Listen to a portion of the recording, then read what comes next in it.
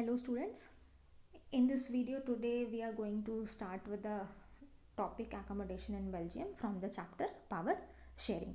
अब accommodation का मतलब क्या होता है? accommodation का मतलब होता है reconcile करना या फिर to come to a mutual agreement. तो यहाँ बेल्जियम के लीडर्स क्या कोशिश कर रहे हैं कि किस तरीके से दो कम्युनिटीज़ को एडजस्ट करवाया जाए, आपस में म्यूचुअल अग्रीमेंट उनके बीच लाया जाए. बिकॉज उनमें से एक कम्युनिटी क्या है, वो मेजॉरिटी है और दूसरी माइनॉरिटी है. तो एक कम्युनिटी दूसरे पे हावी ना हो जाए, दोनों के ही नीड्स और डिमांड्स फुलफिल हो, तो उसके लिए यहाँ के लीडर्स ने एक अरेंजमेंट तैयार किया जो कि श्रीलंका से डिफरेंट था. श्रीलंका में क्या हमने देखा था कि श्रीलंका के लीडर्स ने आइडेंटिफाई नहीं किया, उन्होंने श्रीलंकन पॉपुलेशन जो माइनॉरिटी पॉपुलेशन थी उसके लैंग्वेज, उसके रिलीजन, उसके लोगों को रेस्पेक्ट नहीं पे किया. सारा प्रिविलेजेस, सारे फैसिलिटीज़ किसे दिए गए? सिर्फ जो मेजॉरिटी कम्युनिटी थी उसे. तो ऐसा, और उसकी वजह से क्या हुआ कि आगे चल के दोनों ही कम्युनिटीज़ के बीच में सिविल वॉर स्टार्ट हो गई. तो ऐसा कोई सिचुएशन ना आए जिस कंट्री में जिसमें मेजॉरिटी कम्युनिटी और माइनॉरिटी कम्युनिटी आपस में ही लड़ने लगे, जिसकी और देश की यूनिटी पे सवाल उठे. तो उसको अवॉइड करने के लिए बेल्जियम के लीडर्स ने क्या क्या एक बेल्जियन मॉडल तैयार किया. ना they recognise the existence of regional differences and cultural diversities. और ये मॉडल तैयार करने के पहले उनका क्या मोटिव था कि हाँ, उन्हें अपने कंट्री के जो भी सिटीजन्स हैं, चाहे वो मेजॉरिटी हो चाहे मिनॉरिटी हो, सभी के रिलीजन, लैंग्वेज, कल्चर, सबको इक्वल रेस्पेक्ट पे करना है. हम किसी एक कम्युनिटी को स्पेशल प्रिविलेज नहीं दे सकते just because they are more in number. तो between 1970 to 1933 approximately you can think 20 years, इन 20 सालों में वहाँ बेल्जियम की कॉन्स्टिट्यूशन 4 बार अमेंड की गई.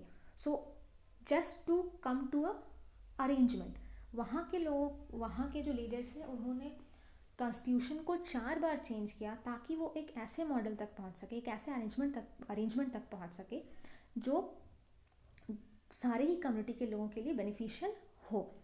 तो ऐसा करते करते मान लो पहला अमेंडमेंट उतना सही नहीं था, उसमें कुछ फ्लॉज होंगे, फिर नेक्स्ट, इस तरीके से चौथी बार उन्होंने फाइनली एक ऐसे अरेंजमेंट को बनाया और उसे अडॉप्ट किया जो सक्सेसफुल रहा.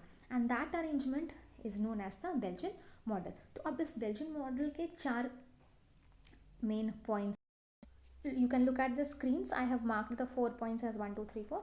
सो पहला पॉइंट क्या कहता है? That the constitution prescribes the number of Dutch and French speaking ministers shall be equal in the central government. Some special laws require the support of majority of the members from each linguistic groups. Thus, no single community can make decisions unilaterally. तो अब जब constitution form हुई तो उन्होंने सबसे पहला point क्या रखा कि जो सेंट्रल गवर्नमेंट फॉर्म होगी उसमें जो मिनिस्टर्स होंगे वो इक्वल नंबर में होंगे. मीन्स जितने फ्रेंच मिनिस्टर्स होंगे उतने ही डच मिनिस्टर्स होंगे. और ये क्यों ज़रूरी था? बिकॉज दे रियलाइज कि कुछ ऐसे लॉज हैं जिसमें मेजॉरिटी का सपोर्ट चाहिए और किसी एक कम्युनिटी से कंसल्ट करके हम लॉ नहीं क्रिएट कर सकते. तो इसीलिए सेंट्रल गवर्नमेंट में इक्वल रेशियो में डच मिनिस्टर्स भी थे और फ्रेंच मिनिस्टर्स भी थे. Now see the second point. Many powers of the central government have been given to the state government. जैसे in India we have the central government and the state government and the powers are shared. पावर्स को share किया जाता है between the central and the state government.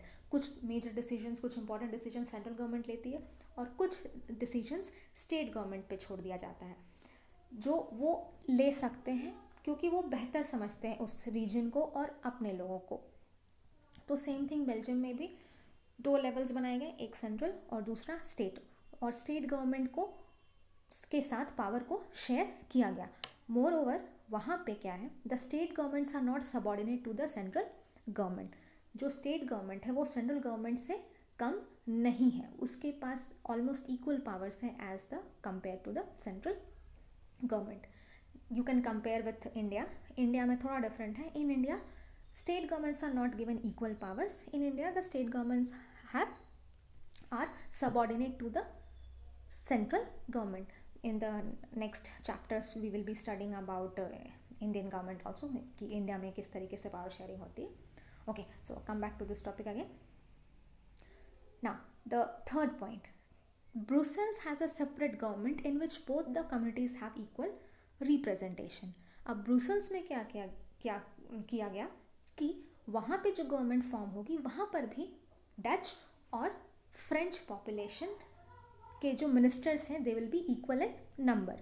अब ऐसा क्यों possible हो सका? क्योंकि हमने जो बेल्जियन मॉडल देखा, पॉपुलेशन मॉडल जो देखा था, पॉपुलेशन में क्या था कि rest of the countries the Dutch people were more in number as compared to the French. लेकिन ब्रुसेल्स में उसका जस्ट अपोजिट था. ब्रुसेल्स में French were more in number as compared to the Dutch. तो क्योंकि बाकी देश में डच पीपल ने शेयर किया पावर माइनॉरिटी पॉपुलेशन से, तो इसी वजह से ब्रुसेल्स में क्या हुआ, जो माइनॉरिटी पॉपुलेशन है which were the Dutch, the French they shared their powers with the Dutch population. क्योंकि rest of the, I repeat, क्योंकि बाकी देश में डच पॉपुलेशन ज़्यादा थी और उन्होंने ज़्यादा होने के बावजूद, मेजॉरिटी होने के बावजूद अपना पावर शेयर किया फ्रेंच पॉपुलेशन से. तो अब ब्रुसेल्स में पॉपुलेशन वाइज फ्रेंच मेजॉरिटी में थे, तो उन्होंने अपने पावर्स को डच पॉपुलेशन के साथ शेयर किया. तो ये क्यों पॉसिबल हो पाया? क्योंकि एक ने शुरुआत की तो दूसरे ने भी म्यूचुअल ट्रस्ट दिखाया और वही काम किया. Now, let us see the last point of the Belgian model, the fourth point. Apart from the central and the state government, there is a third kind of government which is called the community government. अब ये community form of government जो है, that is quite specific to the Belgian model. Usually दूसरे countries में ये community form of government नहीं होता है. जैसे इंडिया में भी 3 लेवल्स हैं गवर्नमेंट के, the central government, the state government and the local self governments. लेकिन बेल्जियम में क्या है, तीसरा कौन सा गवर्नमेंट है, that is it is the community form of government, जो कि इंडिया में एग्जिस्ट नहीं करता. हम दूसरे तरीके से पावर शेयर करते हैं अपने कम्युनिटीज़ के साथ, जिसके बारे में हम आगे पढ़ेंगे. Here in Belgium now community government क्या करती है? First of all it is comprised of people belonging to one language. मतलब कम्युनिटी गवर्नमेंट फॉर्म हो रही है अगर, तो एक कम्युनिटी गवर्नमेंट जो है वो, उसमें सारे मिनिस्टर्स जो है सारे डच होंगे, दूसरी जो है उसमें सारे फ्रेंच होंगे, और जो तीसरी है उसमें सारे जर्मन होंगे. तो ये क्यों ज़रूरी था? बिकॉज दे वांटेड कि अगर किसी को भी अपने कल्चर, अपने लैंग्वेज, अपने एजुकेशन को इम्प्रूव करना है, उसमें वेलफेयर लाना है, डेवलप करना है, तो वो अपना डिसीजंस खुद ले सके, वो सेंट्रल गवर्नमेंट या स्टेट गवर्नमेंट पे डिपेंड ना रहे. तो this is why they came up with a community form of government.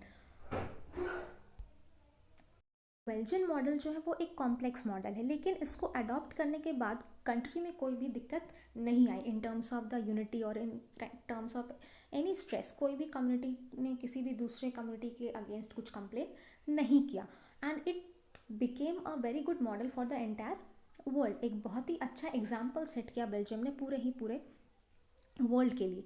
सो जब later when the European Union was form, तो उसका हेडक्वार्टर्स ब्रुसेल्स को चुना गया, because they were quite comfortable with the country and the arrangement that they had.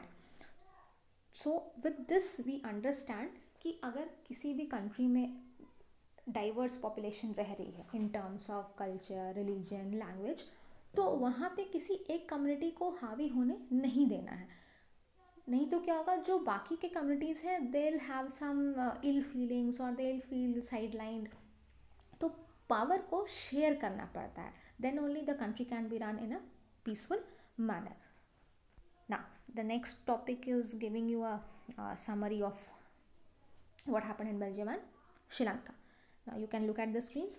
In Belgium, the leaders realized that the unity of the country is possible only by respecting the feelings and interests of different communities and regions. तो Belgium के leaders ने ये पहले ही समझ लिया था कि country सही तरीके से तभी चल पाएगी जब हम माइनॉरिटी सेक्शंस को भी रेस्पेक्ट प्रोवाइड करेंगे, जो कि श्रीलंका में नहीं हुआ था. श्रीलंका में वहाँ के लीडर्स ने माइनॉरिटी सेक्शंस के लैंग्वेज को, रिलीजन को एक किनारे रख दिया था और उसके नीड्स और डिमांड्स को वो ध्यान नहीं दे रहे थे, जिसकी वजह से आगे चल के there was a lot of violence and ultimately it led to a civil war. तो इससे उनके ही देश का नुकसान हुआ। तो I hope in this video you have understood the concept of accommodation and the Belgian model. So that's all in this video. Thank you.